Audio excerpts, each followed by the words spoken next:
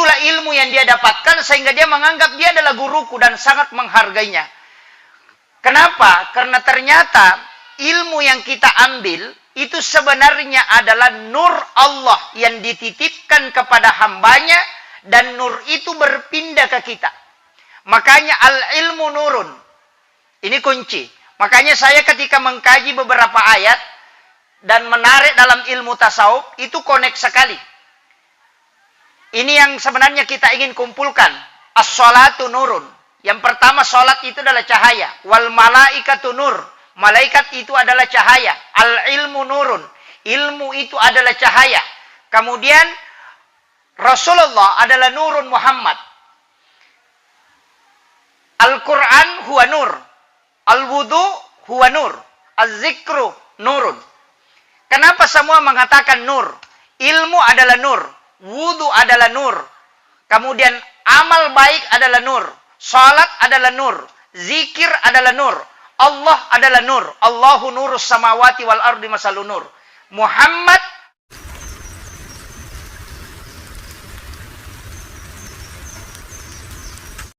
Hadratal muhtaramin wal muhtaramat ikhwanu fillah. Alhamdulillah. Alhamdulillah rabbil alamin. Wassalatu wassalamu ala asyrafil anbiya'i wal mursalin sayyidina wa maulana wa habibina wa syafi'ina wa ala alihi wa ashabihi wa sahabatihi ajma'in.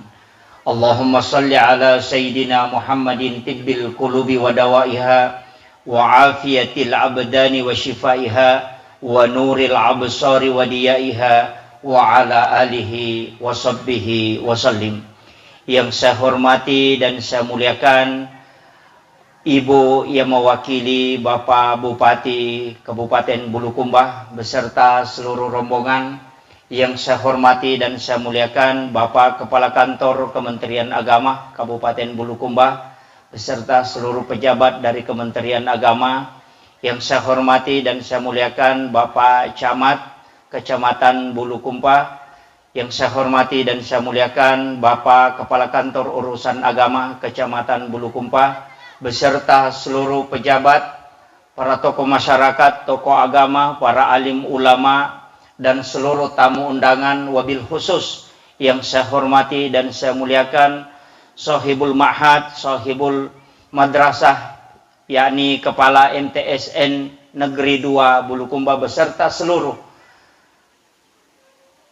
Dewan Pengajar, para staf, dan seluruh hadirin wal hadirat, ibu-ibu, orang tua, siswa, dan adik-adikku sekalian yang insya Allah pada tahun ini melanjutkan jenjang pendidikan ke yang lebih tinggi. Walaupun sebenarnya madrasah atau sekolah kita mungkin agak berat melepaskan anak-anak kita, tapi untuk lebih sempurnanya harus menuntut ilmu yang ke pendidikan yang lebih tinggi. Mudah-mudahan kita doakan pada kesempatan kali ini, mudah-mudahan anak-anak kita yang akan melanjutkan pendidikan ke madrasah aliyah atau ke MA atau ke SMA, dia memilih atau SMK, mudah-mudahan diberikan keberkahan ilmunya oleh Allah Subhanahu wa taala. Amin amin ya rabbal alamin. Hadirin wal hadirat ikhwanu fillah yang insyaallah dirahmati dan dimuliakan oleh Allah Subhanahu wa taala. Saya mohon maaf karena saya duduk hanya sebagai penghormatan kepada seluruh hadirin yang sempat hadir, karena kalau saya berdiri terlalu tinggi lagi. Kayaknya sudah bisa melihat semua ketika saya duduk. Alhamdulillah saya diberi amanah untuk menyampaikan ceramah atau nasihat halal bihalal. Sebenarnya kalimat ini kita tidak temukan dalam kamus bahasa Arab. Halal bihalal ini diistilahkan hanya di Indonesia. Begitulah uniknya orang Indonesia. Indonesia ini luar biasa. Di luar negeri tidak ada mudik. Indonesia itu ada mudik. Di luar negeri, di Arab itu tidak ada istilah halal bihalal. Hanya di Indonesia ada istilah halal bihalal. Yatim piatu tidak ada di luar negeri. Di Arab juga orang Arab kalau dikasih tahu yatim piatu itu pusing. Karena yang ada itu hanya yatim. Kalau kita orang tuanya kedua-duanya meninggal, kita sebut yatim piatu. Kalau orang Arab hanya satu, hanya yatim. Makanya kalau dikatakan yatim piatu, dia ikut pusing itu. Itulah orang Indonesia. Makanya kearifan-kearifan lokal ini yang kemudian bersentuhan dengan agama perlu kita pelihara. Kalau kita bahasa Indonesia kan halal bihalal sebenarnya adalah saling menghalalkan. Karena kadangkala jabat tangan ini tidak bisa melulurkan dosa karena kalbu tidak bisa ketemu. Orang tua dulu itu pakai simbol karena dia lebih banyak menyentuh kata faul. Ketika bersalaman, kadangkala dia meletakkan tangannya di dada. Kadangkala juga dia meletakkan di kepalanya. Kalau kita cari dalil hadis itu tidak ada. Tapi apa yang dilakukan itu adalah simbol. Ketika dia berjabat tangan, itu pesan bahwa dosa di antara kita, ini kita sudah menyambung kedua tangan, artinya yang pernah retak itu kita sambung kembali. Kenapa dia letakkan di dada? Itu simbol kalbu. Yakin bahwa dulu hatiku sebenarnya rusak, hatiku pernah sedih. Tapi karena kita sudah saling memaafkan, maka dia letakkan tangannya di situ. Artinya, bukan hanya tangan ini yang bersentuhan, tapi kalbu kami juga sudah bersentuhan. Kenapa ketika dia letakkan di kepala? Itu pesan bahwa pernah otakku ini mendidih gara-gara jengkel kepada kamu, tapi karena sudah menyambung tangan, silaturahmi, maka otakku kembali jernih dan dingin. Itulah makna sebenarnya halal bihalal. Karena banyak orang yang berjabat tangan hanya lahiriahnya, tapi kalbunya tidak nyambung. Giginya masih menggerutu. Ya. Kemudian matanya masih tunduk. Penglihatannya masih sinis. Itu bukan halal bihalal, tapi hanya menyambung lahiriah. Iman itu 3 kuncinya. Dilafazkan atau diperlihatkan dengan anggota tubuh, dilafazkan dengan lisan, kemudian diyakini dengan kalbu. Makanya orang beriman itu harus dengan 3 itu. Makanya halal bihalal ini, karena pasti dalam setiap hari ada masalah. Tapi saya wasiatkan ke anak-anakku yang akan melanjutkan pendidikan di taraf yang lebih tinggi, saya wasiatkan, jika ingin sukses, apa yang disampaikan tadi Bapak Kepala MTSN 2 ini, wasiat sebenarnya adalah wasiat Imamul Ghazali dalam kitabnya. Para ulama-ulama kita dulu itu sudah menyampaikan bahwa ketika ingin akhir hidupnya itu menjadi baik atau husnul khotimah, atau ingin sukses dalam hidup, ingin tenang dalam mencari nafkah atau mencari rezeki, ingin berkah hidupnya, makanya ada 3 yang kau harus jaga. Yang pertama, jaga orang tuamu. Orang tua itu ada 3. Yang pertama adalah orang tua yang melahirkan kita.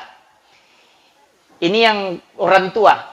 Orang tua yang kedua adalah orang tua yang rela menyerahkan anaknya ke kita. Itu mertua. Orang tua yang ketiga adalah orang tua yang mengajarkan walau harfan, hanya 1 huruf. Itulah guru kita. Sayyidina Ali berperang. Kemudian dia melihat gurunya, sampai-sampai dia memberitahu kepada pasukan, jangan sekali-kali engkau menyentuh itu, walaupun dia musuhnya. Dia sementara di perang berkecamuk, langsung dia kasih tahu, jangan bunuh dia. Dia adalah guruku. Bayangkan cara menghormati walaupun dia berperang. Dia selamatkan dia. Dia adalah guruku. Orang itu tanya, kenapa orang Yahudi bisa menjadi gurumu? Sayyidina Ali mengatakan, dia mengajari kepadaku untuk mengetahui bagaimana kita bisa tahu kalau anjing sudah balik. Ya, Sayyidina Ali pernah bertanya ke sahabat, bagaimana cara mengetahui anjing itu kalau sudah balik? Tidak ada yang tahu. Makanya sahabat mengatakan, coba tanya ke sana. Di sana ada yang punya banyak anjing, pergi tanyakan di sana. Sayyidina Ali berangkat bertanya. Kemudian dia tanya, bagaimana cara mengenali anjing yang sudah balik? Diberitahulah sama Yahudi ini tadi mengatakan, kalau kau mau tahu anjing itu sudah balik, kalau dia kencing dan mengangkat kakinya 1, berarti itu sudah balik.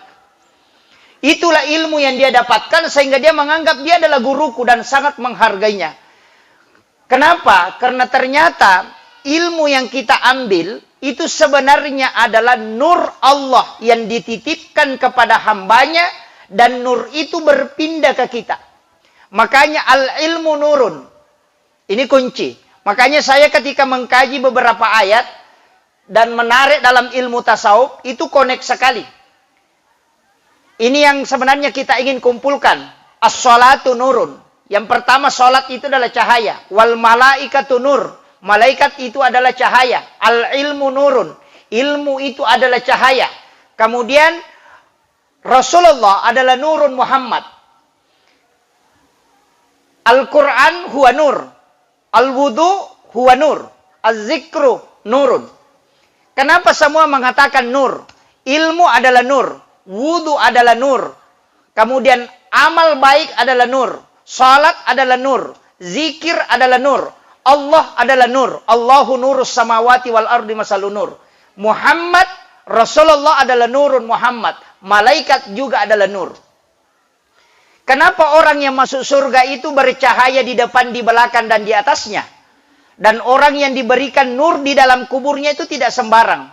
Kenapa ilmu dikatakan nur? Kenapa malaikat dikatakan nur? Kenapa sholat dikatakan nur? Kenapa akhlak yang baik dikatakan nur? Ini yang harus dicari seorang santri. Karena ternyata dalam kehidupan ini ada dua ilmu. Ada ilmu yang diambil dengan logika, itu belajar. Ada ilmu yang tidak diambil dengan logika, tapi melalui penghambaan. Istilahnya ta'zim kepada guru.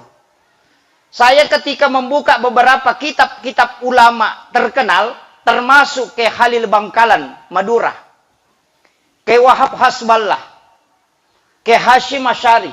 Beberapa ulama-ulama kita dulu, itu kalau di pondok tidak belajar. Ke Khalil Bangkalan itu di pondok tidak belajar. Dia cuma menebang bambu. Sampai membelah bambu, kemudian membuat pagar untuk pesantren. Tapi ketika sudah selesai tugasnya, diludahi mulutnya oleh gurunya, itu pindah. Kurang lebih 400 kitab dia hafal hanya dengan satu kali air ludah. Apakah itu bisa dibuktikan dengan sains? Bisa.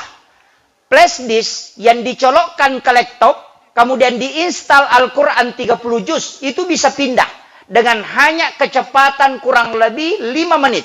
Itu bisa pindah. Guru Kiai Abdul Rahman Ambodale ketika meludahi santri yang mungkin nakal, tapi ketika dia ludahi, berkahnya pindah. Kenapa? Karena yang pindah itu bukan kotoran, tapi nur dari ulama, dari zikir, dan kewalian itu pindah kepada santri yang disucikan hatinya oleh Allah. Maka itu bisa pindah. Makanya ini yang hilang. Ilmu berkah ini kadang dicabut. Kenapa? Karena kita hilang akhlak. Karena akhlak mendatangkan ilmu laduni ini. Sedangkan ilmu logika membutuhkan kecerdasan secara matematis. Makanya ada anak Pak, ranking 1 di sekolah. Di madrasah ranking 1. Di MTSN Bulukumba ini dia ranking 1. Mungkin masuk 3 besar. Ketika dia keluar atau dia sudah selesai sekolah, dia hanya menjadi ibu rumah tangga. Tidak pernah ilmunya dimanfaatkan di masyarakat. Kenapa? Karena rata-rata orang cerdas jarang berdoa. Orang yang bodoh dalam hal ini tanda kutip, orang yang otaknya lambat, itu paling sering tawakal. Karena dia bilang, kita mi Tuhan yang ngurus, tidak ku tahu saya. Kan begitu. Ini kuncinya. Dan itulah yang saya pakai. Orang ketika berdoa, ketika masih menganggap bahwa saya cerdas, doanya tidak mustajabah. Kenapa? Karena masih ada landasannya. Coba kita buka dalam sejarah. Ketika Nabi Musa alaihissalam tidak bisa lagi melangkah ke depan. Kenapa? Karena lautan. Di belakang sudah ribuan musuh. Dia kembali pasti mati. Melompat ke laut pasti mati. Tapi ketika dia berdoa, doanya langsung mustajabah. Kenapa? Karena sudah tidak ada usaha manusia yang bisa kita pikirkan. Ketika uang sudah habis, tidak ada uang di rekening, kemudian tidak ada uang di saku, kemudian kita berdoa, beda cara berdoanya ketika masih ada uang 10 juta di rekening. Coba dites itu. Anak yang punya kecerdasan ketika berdoa, tidak sama kekuatan doanya anak yang tidak punya kecerdasan apa-apa. Kenapa? Karena di situ dia tawakal betul. Makanya dari kalimat wa may yattaqillaha yaj'al lahu makhraja. Nanti tawakal baru dilepas dari kesusahan. Kesusahan datang ketika sudah tidak ada sandaran. Maka santri atau siswa sebelum meninggalkan sekolah ini, lakukan satu sunnah Nabi. Salami gurumu, kemudian cium tangannya, minta berkahnya. Insya Allah nurnya akan melekat selamanya. Itu kunci yang harus dimiliki. Dan ini kadang yang dilupakan orang ketika ingin meninggalkan sekolah. 3 tahun anak kita belajar di sini. Kadang juga saya jengkel sama orang tuanya santri, Pak. Ibu bapaknya anak-anak kita. Orang tua itu kadang menyalahkan guru ketika ada masalah. Padahal dia tidak pikir. Di sekolah ini, Pak, 600 santri, 600 siswa. Yang ngurusin tidak cukup 100. Kita di rumah, 3 saja anak, biasa marah-marah. Urusi tidak setiap hari. Guru urus anak-anak sampai 600. Meninggalkan istri dan anaknya di rumah demi mendidik anak-anak kita. Kadang anak kita dicubit, kemudian kembali melapor, orang tua datang marah-marah. Itu adabnya orang tua menitip anaknya ke sekolah, itu hilang. Makanya jangan harap anak kita bisa berkah dan berhasil. Saya punya guru, dia sampaikan begini, nak, potong tangan saya. Kalau ada orang tua yang pernah datang ke sekolah, marah-marahi gurunya anaknya, sampai guru itu merasa sedih atau dia merasa terhinakan. Kemudian dia mengangkat tangannya, berdoa kepada Allah, potong tangan saya, nak, kalau anak itu yang berhasil. Dia bilang begitu. Dan ingat, cari terakhir nanti dia mati dalam keadaan sul khotimah. Karena kunci kalau mau wafat dalam keadaan sul khotimah atau mati jelek, satu kuncinya, jangan hargai guru. Pasti mati dalam keadaan jelek. Cuma 3 disampaikan ulama. Yang pertama, tidak menghargai orang tua, termasuk guru. Tidak menghargai orang tua, tidak menghargai guru kita atau mertua. Yang kedua adalah memutus silaturahim. Lihat ujungnya. Kemudian yang ketiga, orang yang musyrik. Itu kuncinya. Makanya anak-anak sekalian, saya itu tidak pintar, Pak Bu. Terus terang, saya tidak pintar. Tapi saya itu punya air surga. Ini yang kadang orang tidak miliki. Saya itu punya air surga. Air surga itu adalah air telapak kaki ibu. Saya di pesantren itu tidak bisa mengaji. Karena saya tinggal di pesantren, belajar di pesantren 3 tahun tidak bisa mengaji. Karena setiap bacaan Al-Quran saya tulis bahasa Indonesia. Nanti di tes terakhir baru ketahuan. Ya, saya kasih tahu kunci kehidupan ini sederhana sekali, Pak Bu. Kemudian, tapi saya sangat ta'zim kepada guru. Pimpinan pondok itu saya selalu ikut di belakangnya. Saya kalau dia mengajar, saya dekat. Tapi kenapa? Karena saya katakan saya tidak pintar. Saya itu tidak naik kelas. Kalau lihat rapor saya di SD, paling tinggi nilai saya adalah 7,5. Tapi kenapa saya bisa duduk begini, Pak? Saya tidak pintar. Tapi ada satu yang saya miliki. Ketika belajar di Aceh, di Biren, sama guru Tasai Muhammad Nur. Satu wasiat beliau. Kembali ke orang tuamu, karena kau dulu masuk pesantren berdosa. Kau masuk pesantren hanya karena tidak mau disuruh sama orang tua. Saya bilang betul. Karena dulu kalau kerja di pulang sekolah, pasti disuruh pergi ke sawah, pergi ambil air, pergi apa. Jadi saya bilang kalau saya masuk pesantren, saya aman. Karena tidak disuruh-suruh. Saya bilang begitu. Makanya waktu pulang anak-anak pondok, enak tinggal di pondok, tidak disuruh-suruh sama orang tua. Jadi ternyata berkah ilmu itu tidak bisa saya dapat. Nanti belajar sedikit tasawuf, adab tasawuf, baru guru Tasai Nur itu mengatakan, saya melihat engkau punya dosa sama orang tuamu. Ilmu yang ada dalam dirimu itu gelap. Kau kembali minta ampun kepada orang tuamu baru diberikan cahaya. Saya itu pulang. Minta disuruh cuci kakinya, ambil sisa cucian itu kemudian kau minum. Itu yang saya lakukan, Pak. Dan alhamdulillah saya bersyukur. Mulai kuliah di Makassar, di UIN Alauddin, saya ambil jurusan dakwah. Saya menjadi mahasiswa terbaik itu dengan predikat summa cum laude. Tapi bukan orang pintar. Saya tidak pintar, hanya mendapatkan keberkahan ilmu dari orang tua. Istilahnya, ini penting saya sampaikan ke anak-anakku. Yang ingin melanjutkan pendidikan, jangan mendaftar dulu di sekolah, kecuali minta izin ke orang tua. Itu yang paling pokok. Jangan menganggap diri kita sudah pintar memilih sekolah ini, tidak. Sekolah itu tidak menentukan. Yang menentukan itu adalah keberkahan. Banyak orang yang masuk di perguruan tinggi hebat, tapi ketika keluar tidak bisa mendapat pekerjaan apa-apa. Ada juga orang yang hanya keluaran dari sekolah biasa, tapi dia bisa bekerja di tempat yang hebat. Kenapa? Mungkin karena doa orang tua dan doa guru-gurunya. Ini penting, dan ini yang mulai hilang, Pak. Saya selalu mengambil sisi ke situ. Kalau lahiriah sederhana, nanti diilmiahkan. Kenapa guru kita dicium tangannya? Iya. Kenapa guru kita dicium tangannya? Karena dari situ kita mendapatkan berkah ilmu. Iya. Kemudian kunci yang kedua, setiap mau belajar berwudu. Ini rahasianya sebenarnya. Ini rahasianya ulama. Al ilmu nurun, al wudu nurun. Kalau mau ilmu itu menjadi berkah, berwudu sebelum belajar. Makanya kita kalau belajar taklim muta'alim itu, kita sudah dikasih tahu, jangan belajar sebelum dalam keadaan ada wudu. Karena orang yang ada wudunya kemudian belajar, maka ilmunya kelak akan bermanfaat. Tapi orang yang mempelajari ilmu tidak ada wudunya, itu tidak akan bermanfaat ilmunya. Hanya untuk dirinya nanti.